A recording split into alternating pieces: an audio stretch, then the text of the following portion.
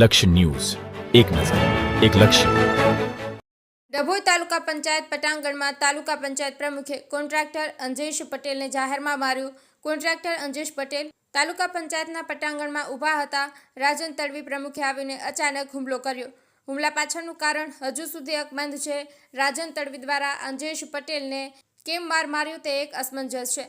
તાલુકાના પ્રમુખ રાજન તડવી દ્વારા બીભત્સ ગાળો બોલી માર માર્યાનો વિડીયો સામે આવ્યો છે. માર મારતા કોન્ટ્રાક્ટર અંજેશ પટેલને નાકના ભાગે ગંભીર ઇજાઓ પહોંચી છે. તાલુકા પંચાયત પ્રમુખ રાજન તડવી કેમ ઉગ્ર બન્યા તેનું કારણ હજુ સુધી જાણી શકાયું નથી. કોન્ટ્રાક્ટર અંજેશ પટેલને માર મારવાની ઘટનાને લઈ કોન્ટ્રાક્ટર પોલીસ સામે ગુહાર લગાવી છે. નિરંજન ચૌહાણ, ડભોઈ. ઘટના બની હતી, તાલુકા પંચાયતના પ્રમુખે તમને જાહેરમાં માર માર્યો, કેમ?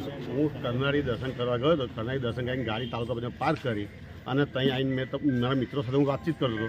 એટલામાં એવું કંઈ રાજન તડવી કે 4-5 જણને લઈને આવ્યો છે કે મને ઘેરી લીધો અને સીધો મારવાનું ચાલુ કરી દીધું. મને માર માર્યો અને મને નાકમાં એમાં ઈજા થઈ છે. મને કોના ઈશારે આ માર મારવામાં આવે છે? હવે મને તો એવું કંઈ ખબર નહીં, પણ 2 દિવસ પર 19 તારીખે સાંજે મારા ભાઈ વિરલ પર ફોન આવ્યો હતો, જિલ્લા પંચાયત ઉપપ્રમુખ અશ્વિનભાઈ વકીલનો, કે તારા ભાઈને કહી દીધે કે એક હાથ તો તૂટલો છે તો તારા એના હાથ પગ હું તોડી નાખીશ એવી ધમકી મને આપી હતી. અને હાલમાં પાછા આપણે પ્રમુખ એવી ધમકી આપી છે કે હું તારી પર એટ્રોસિટી લગાવું છું કે. પરંતુ એમના મળતિયાઓ શું નામ હતું ત્યાં તાલુકા પંચાયત? એ ખબર ના પડી ને કોઈ બહારના જ હતા. આઈને સીધો મને ઘેરી લીધો એમને. બીજા અન્ય કોન્ટ્રાક્ટર પણ એમની સાથે મળેલા હતા? ના, એવું કંઈ લાગ્યું નહીં કંઈ. તો જિલ્લા પંચાયતના ઉપપ્રમુખે આપની પર હુમલો કરાવ્યો છે? એ હવે ફોન ધમકી આપી હતી એટલે આશે શું થયો, મને મારા ભાઈના ફોન પર ધમકી આપી હતી કે આવી ધમકી આપી હતી. એમના જ માણસો હતા ને? હવે એમના પ્રમુખ એમના જ માણસો છે ને.